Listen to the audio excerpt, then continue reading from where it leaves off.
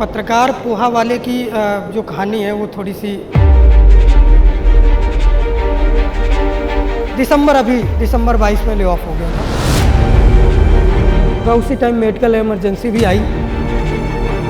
उसके बाद लगा कि कहीं नौकरी लगेगी लेकिन लगी नहीं। 3.5 महीना इंतज़ार किया, नौकरी नहीं लगी।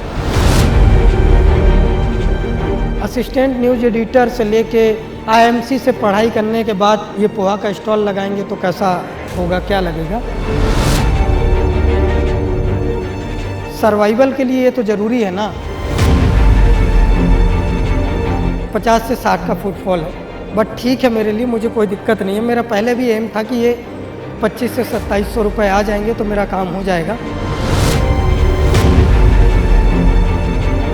13 साल तकरीबन पत्रकारिता में करने के बाद या बड़े बड़े संस्थानों में काम करने के बाद जो रास्ता है वो आकर यहाँ रुका है।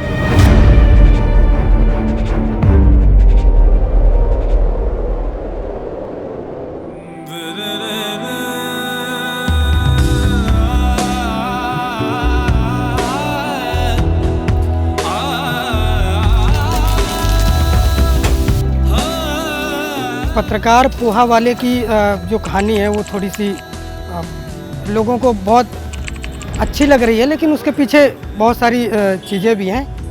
मैं कोई बहुत बड़ा आदमी नहीं हूँ, अभी भी नहीं हूँ, पहले भी नहीं था।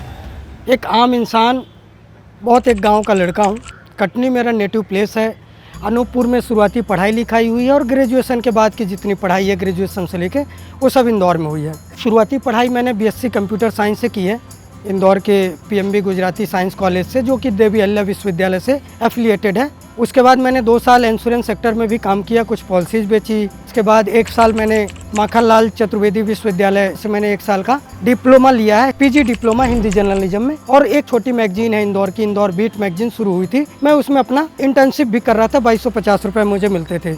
उसके बाद मेरा सिलेक्शन IIMC में हो गया और वहाँ से एंट्रेंस के बाद मैं दिल्ली आया। दिल्ली में अपनी पढ़ाई लिखाई पूरी करी और वहीं से मेरा प्लेसमेंट पत्रिका में हो गया। अम्बाला में मैंने फिर प्रिंट जॉब स्टार्ट की और 2014 में वहाँ से निकला और टाइम्स ग्रुप का जो NBT अखबार है उसके लिए मैंने काम किया। टाइम्स ग्रुप के बाद इंडिया टुडे की फूड वेबसाइट के लिए मुझे हायर किया गया था। 4.5 साल मैंने इंडिया टुडे की फूड वेबसाइट चलाई, पकवान गली उसका नाम था। वो जॉब छोड़ी और मैं जी न्यूज़ के साथ चला गया।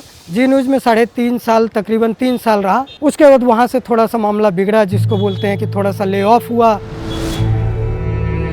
दिसंबर 22 में ले ऑफ हो गया था।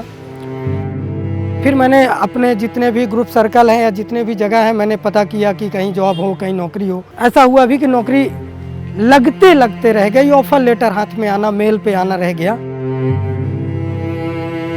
तो उसी टाइम मेडिकल इमरजेंसी भी आई। उसके बाद लगा कि कहीं नौकरी लगेगी लेकिन लगी नहीं। 3.5 महीना इंतज़ार किया, नौकरी नहीं लगी। फिर 80,000 रुपये लोगों से उधार लिए और ये स्टार्टअप शुरू किया कि ये किया जाए। तो वहीं से निकल के आया ये पत्रकार पोहा वाला।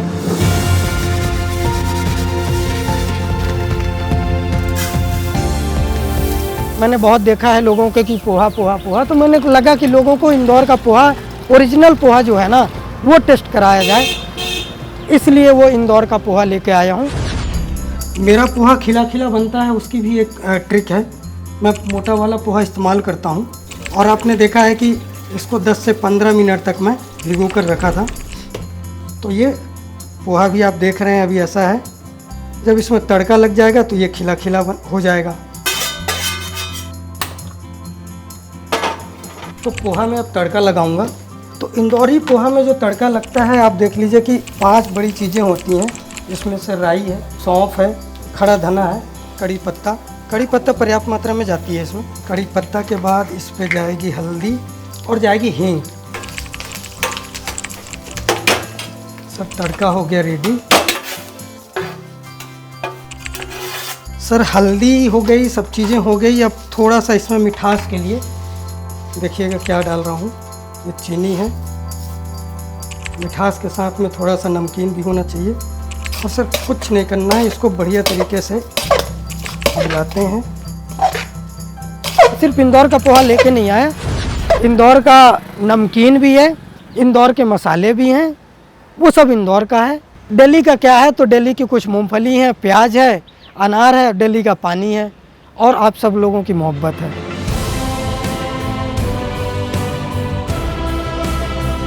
एडिटर स्पेशल पोहा थोड़ा सा महंगा है। मेरे एडिटर्स जो हुए या जो होंगे या जो हैं आगे, वो हेल्दी रहना चाहेंगे, थोड़ा सा उनको अच्छी चीज़ें दी जाए, तो उसमें चीज़ और पनीर और अनार पड़ता है, वो थोड़ी सी महंगी प्लेट होती है 80 रुपये की।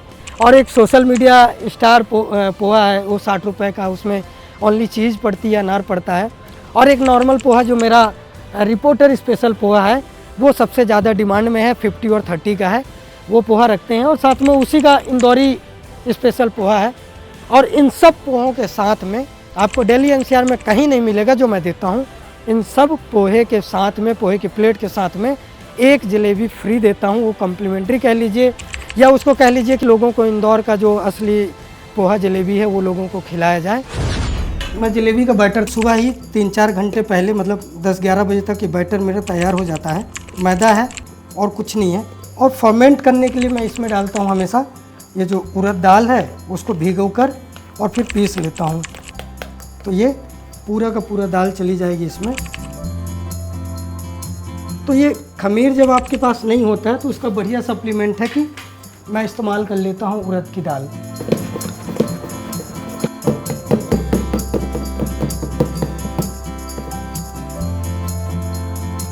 तो सर मेरा जलेबी वाला बैटर भी रेडी हो गया। अब इसको करते हैं बंद।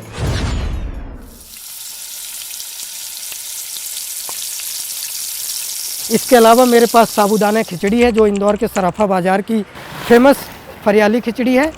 और साथ में इडली सांभर भी है और वड़ा सांभर भी है, और जलेबी तो होती ही है। 50 से 60 का फुटफॉल है, बट ठीक है मेरे लिए, मुझे कोई दिक्कत नहीं है। मेरा पहले भी एम था कि ये 25 से 2700 रुपये आ जाएंगे तो मेरा काम हो जाएगा। फ्रेंचाइजी 7 आ चुकी हैं, 7 लोग कॉल कर चुके हैं। उसमें से 2 अब्रॉड हैं, एक न्यूजीलैंड की है और एक लंदन की है, एक फरीदाबाद की है, 2 दिल्ली की हैं, 2 भोपाल की हैं और एक इंदौर की है। जयपुर की भी एक आ चुकी है। तो फ्रेंचाइजी के कॉल तो हैं, बट अभी मुझे लगता है बहुत जल्दी होगी।